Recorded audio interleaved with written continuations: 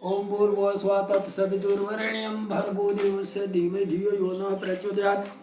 मित्रों, मैं रामोद पांडे शास्त्री आज कुमारी वैष्णवी चैनल से आप लोगों के समक्ष श्रीमद् देवी भागवत महापुराण षष्ठ स्कंध का 22वां अध्याय प्रस्तुत करने जा रहा हूँ।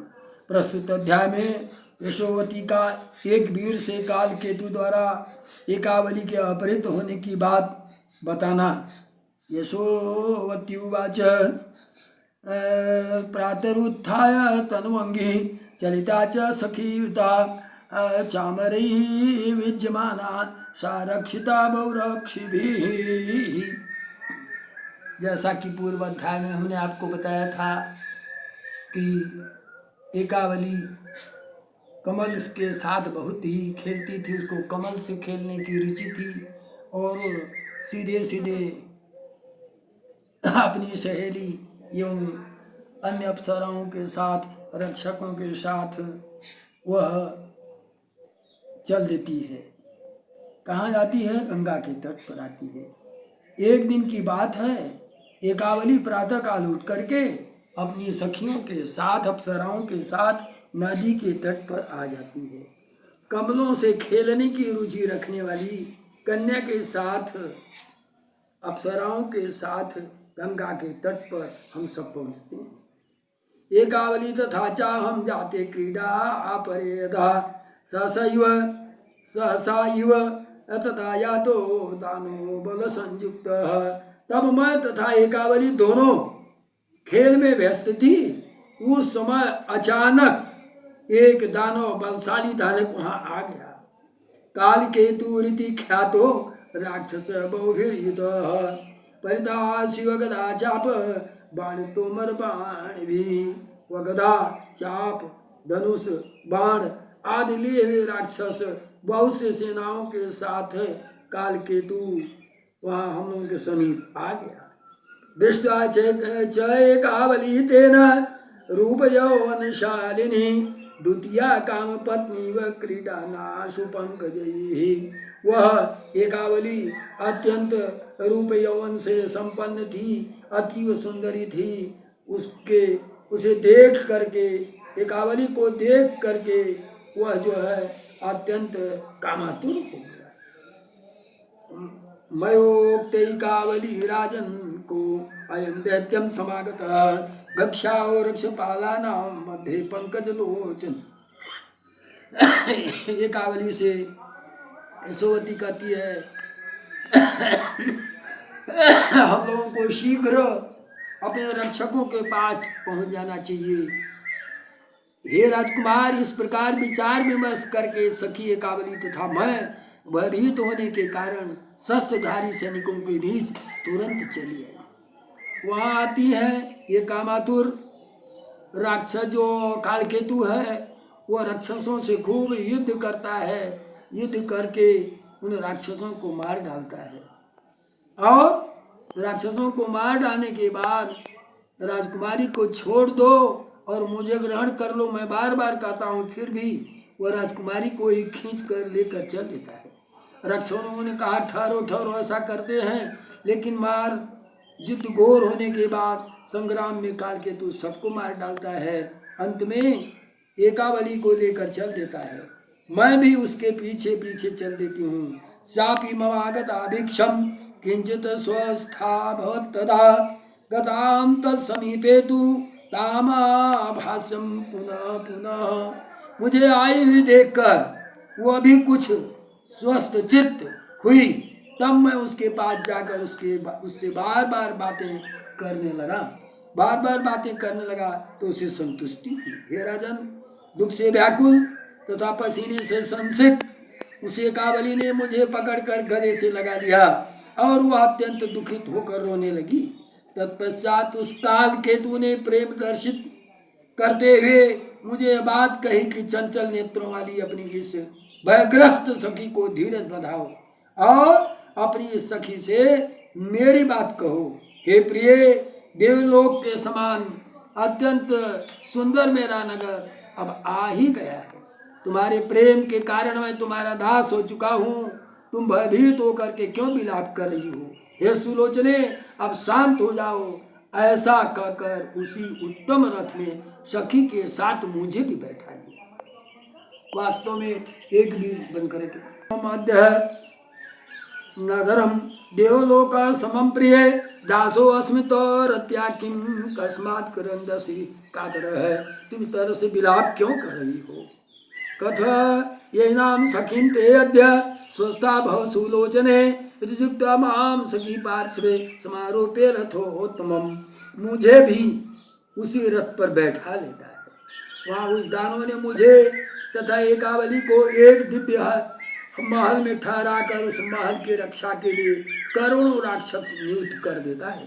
एकावलिम तथा माम च संस्थाप्य धवले गृहे राक्षसान रक्षार्थम कल्प्यामास कोटिशः।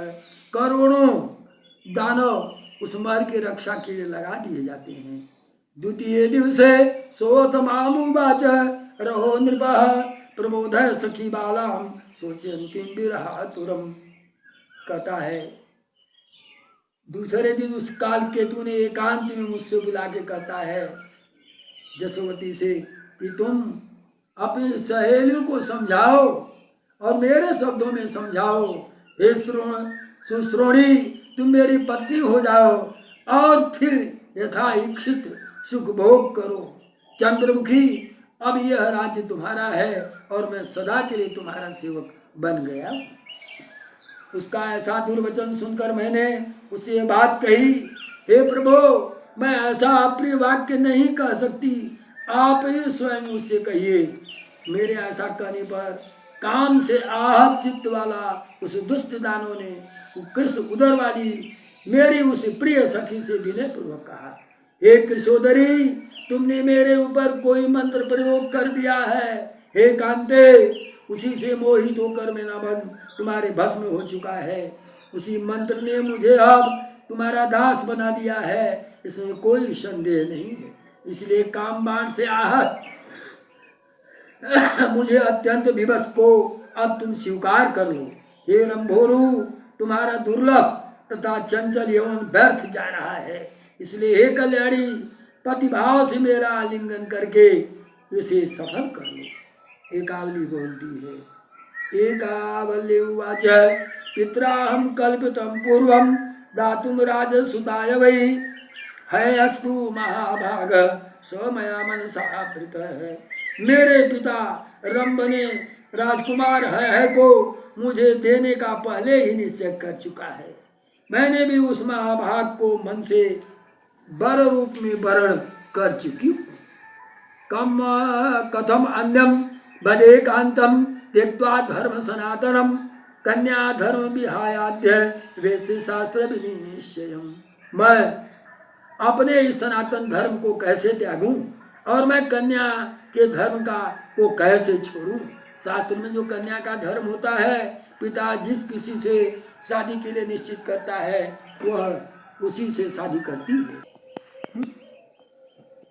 जस्मै दद्यात् पिता कामं कन्या तम पतिम अवाप्नुयात् परतंत्रा सदा कन्या न स्वातंत्र्यम कदाचनम।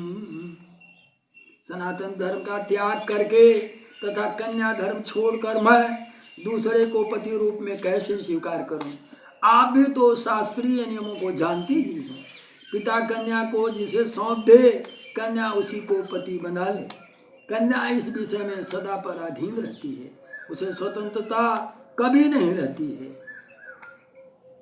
इति जुक्तो अपि तथा पापी विरराम न मोहितः न मुमोज विशालाक्षी मां च पार्श्वे स्थिता तथा पाताल विवरे तस्य पुरम परम संकटे राक्षसैः रक्षितं दुर्गम मंडितं परिखावृतं तत तिष्ठति दुःखार्ता सखी में प्राणवल्लभा तेनाहं विरहेणात्र रारटी में सो दुखिता। उस एकावली के ऐसा कहने पर भी वह पापात्मा कालकेतु राजकुमारी पर मोहित रहने के कारण अपने निश्चय से विचलित नहीं हुआ और उससे विशाल नेत्रों वाली एकावली को तथा उसके पास में स्थित मुझको नहीं छोड़ा। उस काम काल केतु का नगर अनेक प्रकार के संकटों से युक्त तथा पाताल विवर में विद्यमान है। वहीं पर चारों ओर खाइयों से घिरा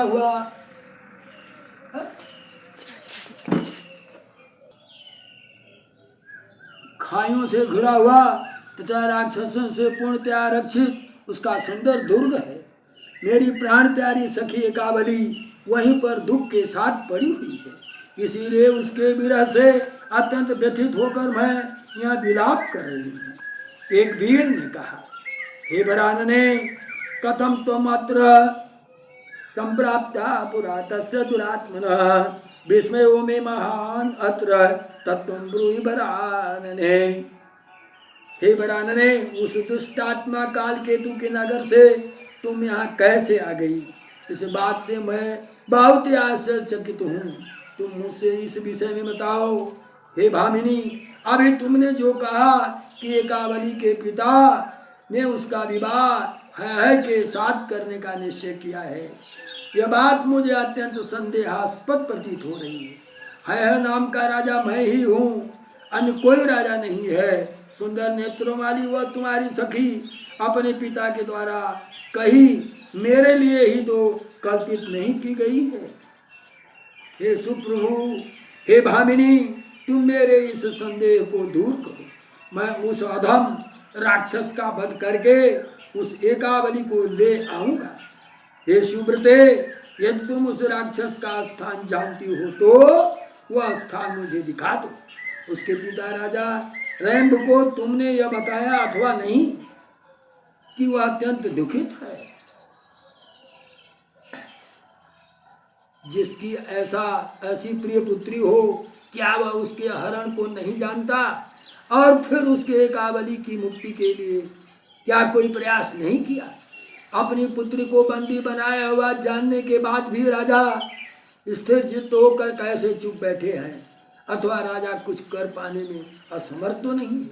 मुझे इसका कारण शीघ्र बताओ। हे कमल नयने, तुमने अपने सखी के अलौकिक गुणों को बताकर मेरे चित्त को हर लिया तथा मैं पूर्ण रूप से काम के वशीभूत कर दिया गया। अब तो मेरे मन की यही अभिलाषा है, उस प्रिया को इस महान संकट से मुक्त करके मैं उसे देख लूं। अब उस दानव के सुंदर दुर्गम नगर में जाने का उपाय मुझे बताओ, और यह भी बताओ कि उस महान संकट से छूटकर तुम यहाँ कैसे आई? यशोवती उवाच बाल भावनान्मया मंत्रो भगवत्या विशाम्पते प्राप्तो अस्ति ब्राह्मणात् सिद्धात् स बीज ध्यानपूर्वकम। हे राजन, बाल्यावस्था में ही एक सिद्ध ब्राह्मण से बीज मंत्र तथा ध्यान सहित भगवती का मंत्र प्राप्त किया है। तत्राव स्थितया राजन मया चित्ते विचारितम आराधयामि सत्यम चंडिकाम चंड विक्रमाम। हे राजन, अब मैं काल केतु के यहाँ भी तभी मैंने अपने मन में सोचा, अब मैं प्रचंड पराक्रम वाली भगवती चंडिका की निरंतर आराधना करूं। वे भगवती पूर्ण रूप से आराधित होने पर निश्चित रूप से मुझे इस बंधन से मुक्त करेंगी, क्योंकि भक्तों पर अनुकंपा करने वाली वे शक्ति स्वरूपा चंडिका सब कुछ करने में समर्थ है। जो निराकार तथा निरालंब भगवती अपनी शक्ति से जगत का सृजन करती है तथा पालन करती है, वे ही कल्प के अंत में उसका संहार भी करती है। मन में ऐसा सोचकर मैं विश्व की अधिष्ठात्री कल्याणकारी लाल वस्त्र धारण करने वाली सौम्य विग्रह वाली तथा सुंदर रक्त नयनों वाली भगवती का ध्यान करके मन ही मन उसके रूप का स्मरण करके मंत्र का जाप करने में तत्पर हो गया। इस प्रकार मैं समाधि लगाकर 1 माह तक भगवती जगदम्बा की उपासना करता रहा।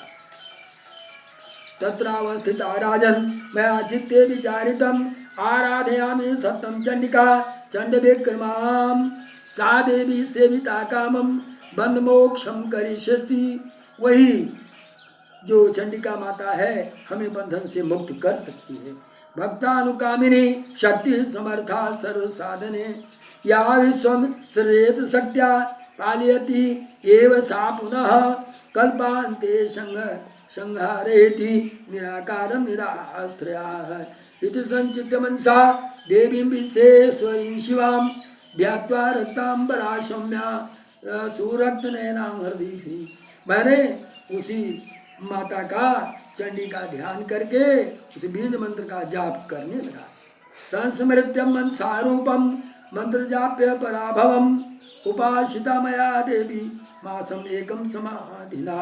मैं समाधिस्थ हो करके माता जगदम्बा का पूजन अर्चन 1 माह तक किया। माता की उपासना के 1 माह बाद माँ मुझ पर प्रसन्न हो करके देवी चंडी ने मुझे स्वप्न में दर्शन दिया। स्वप्ने मम समायाता भक्ति भावेन तोषिता माम मामा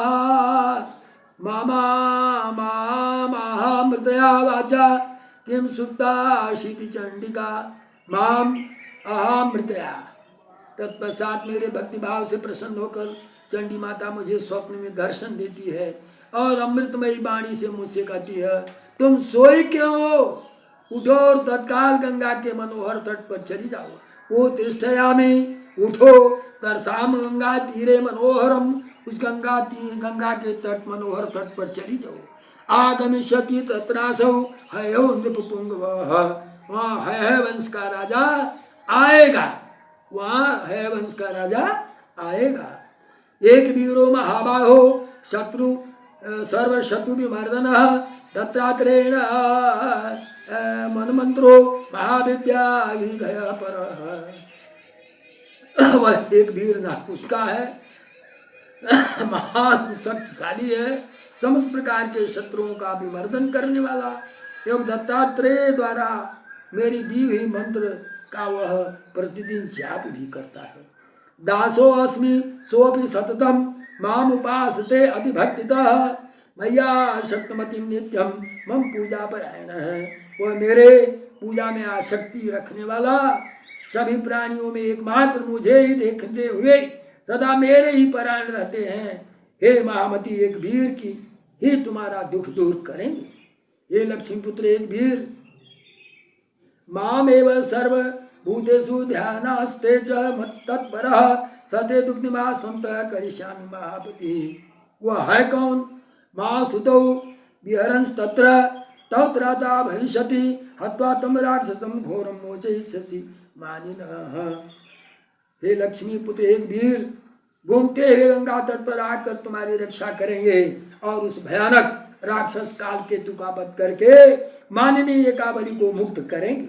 उसके बाद तुम समस्त शास्त्रों में निष्णात उन्हें सुंदर राजकुमार एक वीर से के साथ एकावली के विवाह करवा देना।